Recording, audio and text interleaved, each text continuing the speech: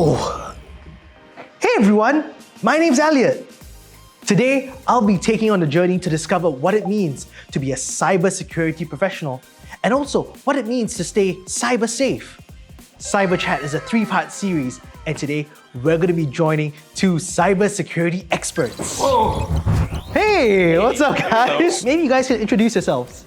Yeah, for sure. So my name is Jonas. I'm in Singapore for more than 2 years now, and I work as a security strategist at Fortinet. My name is Ruben Tan, and I'm a homegrown Singapore boy. Been in 20 years in the IT industry, and with Fortinet, been here for the last 4 years. So maybe we can share a little bit more about what you guys do for a living. Now that I understand you do ethical hacking. Wow. Yeah, so the internet is a very dangerous place, and we need to understand who's attacking us and who tries to take advantages of us. So for us, hacking is just a tool like the police carries weapons. We can make decisions whether we use them for the good or the bad. So my job is to figure out what kind of threats are out there and how companies can secure themselves against these kind of attacks. Interesting. And how about you, Ruben? Like, what's the day-to-day like?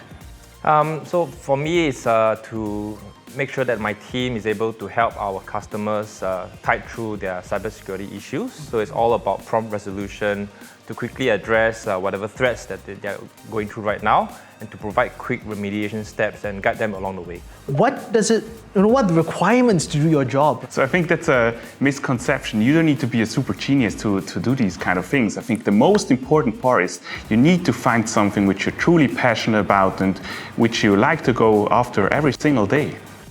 And what do you think is the greatest skill that you need to carry out your job, Ruben? I think the key for me is finding the right people with the right talent to do what I'm probably not so good at, but at least make sure that the ship is heading in the right direction. That's great. So maybe Jonas, you could share with us what drew you to cybersecurity in the first place? Sure. So when I was a kid, I was watching very often movies with computers, with like hacking, and I was very fascinated. These guys always were able to break into different kind of systems, and I wanted to learn it too. I wanted to learn how I can be a very good hacker. And for Ruben, like, what drew you into the realm of cybersecurity as well? So it was a difficult decision for me to go into cybersecurity because it's a very unfamiliar space. At that time, there was a lot of Internet of Things. We are having a lot of smart technologies at home, and I thought I want to go into a company with huge growth potential. And that's why I chose cybersecurity. I think that's very, very cool. And it's such a very noble thing to do, just to think about how our everyday lives are connected with the internet and cybersecurity. Personally, do you guys have any mentors in the cybersecurity field? Absolutely. So for me, going to the company, I knew I needed to quickly pick up the language. And I was very fortunate to have 2 ex-colleagues working in that company at that time. And by speaking with them, I was really able to have more meaningful conversations with my customer without looking completely blur. That's great. And how about you, Jonas? Yeah, I've been very fortunate as well that I had often people around me who were super smart and helping me out. And I always strongly believe that I'm the average of the 5 closest persons I'm surrounding myself with. So being around someone who really keeps pushing you is something which I highly recommend to everyone. The field of cybersecurity is really confusing sometimes. People want to kind of know how to enter inside of it. But what do you guys study in school? Is it relevant to what you do today? I did study computer science and business economics. I do believe that it helps with my current job, but it's not a requirement to do what I'm doing for a living right now. Yeah, for sure. And Ruben, what did you study in school? I did actually a diploma in accountancy with Singapore Poly, Wow. which was completely unrelated. So very different. Very different. So, when I left the Polytechnic, I wanted to pursue something that I liked. And at that time, I liked computer games. So I thought, back in the days, there was informatics. So I took a very short course and got introduced into the world of computing. And when I finally did my university degree, it was all around networking, which with regards to cybersecurity, everything comes down to the packets, to the bits and the bytes. So it's definitely very relevant. So the whole network of things is, I mean, the internet is a huge and wondrous place. Sometimes when I try to imagine if I were to really lay out what the internet is like, it's probably too much for my little brain to handle, right? So I think that's really interesting that you studied something which is very close to what you do today, and you really didn't, but it all came together and you found the skills relevant to how you execute your job. So that's wonderfully cool. So maybe what I'll do is ask them to take us through a day in their life at their jobs. Jonas, what is your typical day at the office like? So the cool thing about security is there's no typical day which is the same like the last one. Every single day brings new challenges, new attacks which you need to prepare against. So it's a very fluid environment where you can adapt based on what's happening in the real life and then implement this in your daily schedule. And since you're helping customers on a day-to-day basis, what does an average day look like for you, Ruben? Yeah, like Jonas, it's very unpredictable because we can't predict when our customers has issues. So I'll typically be going through my normal daily routine, but the moment any of my customers hits an issue, I literally have to drop everything and then give them my full focus. I think that's really exciting. Like every day brings a new challenge, and it also means that you don't follow into this like a very boring cycle of things. So that's really interesting. It sounds like there's a lot of excitement going on in your day-to-day jobs, but maybe you could share with me something really cool that maybe the public wouldn't know about. So Elliot, what a lot of people actually don't know is that the internet is a very dangerous place. Everyone takes it for granted that we can just use our phones, our computers to connect to the internet. But the internet is a medium which is abused by a lot of cybercrime organizations. So for us, working closely with law enforcement, for example, is super interesting because we learn a lot about these big cases and help them out to defeat cybercrime.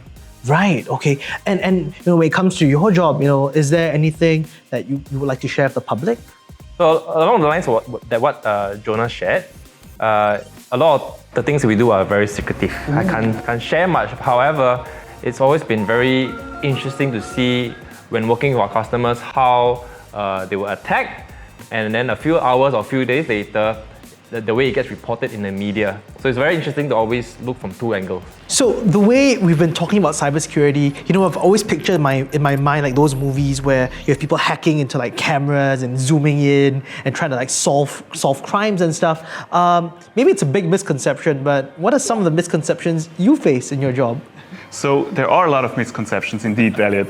And one of them, which I find is super interesting, that a lot of people in IT think you need to study computer science, and when you look at these university programs, more often than not, it's 95% men. But in my opinion, I came across so many very talented women as well who, when you see them for the first time, you would not think they're actually a hacker or like a social engineer and detective, which is undercover.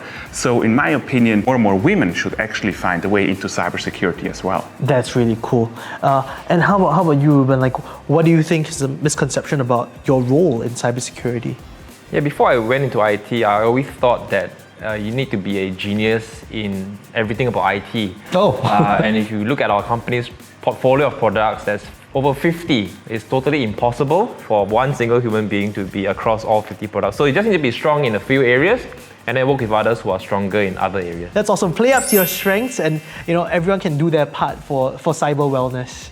So now that we've heard so much about the realities of your jobs, and also the fact that we have so many young people watching our show today, maybe if you could turn back time and give your younger self some advice on how to pursue a career in cybersecurity, what would you tell yourself? So if I could go back in time, I would heavily recommend finding out what your true passion is about in your teenager years. And then in your early 20s, if I could talk to myself, I would say, Jonas, go all in. Try to find out whatever you want about this environment, about what kind of skills you need, what you truly love, and then the rest of your life you will always be able to build on that, what you learned in your early 20s. I think that's very valuable. Thanks for sharing that, Jonas. And Ruben, for yourself as well, what would you tell young Ruben? I always believe everything we have done connects us to what we are today. I remember my papa told me, do something that contributes to a solid iron rice bowl. And at that time, it was accountancy. But if I could, change my decision, I would pursue something that I was passionate in, right? And till today, that's what I live by. I'm passionate about my job, and therefore that allows me to show up at work every day. I think it goes to show that it's never too late. Like, you did accountancy, but it didn't stop you from even entering this field. So a career in cybersecurity seems really cool and worthwhile for the way you guys are describing it. So thank you for sharing with us today. And thank you guys for watching. I hope you learned a little bit more about what it means to be an ethical hacker. as well as maybe inspire you to pursue a career in cybersecurity. That's all we have for today, but join us in the next episode where we talk to you and share a little bit more about cyber citizenship. See you next time. Bye-bye. Bye. Bye-bye.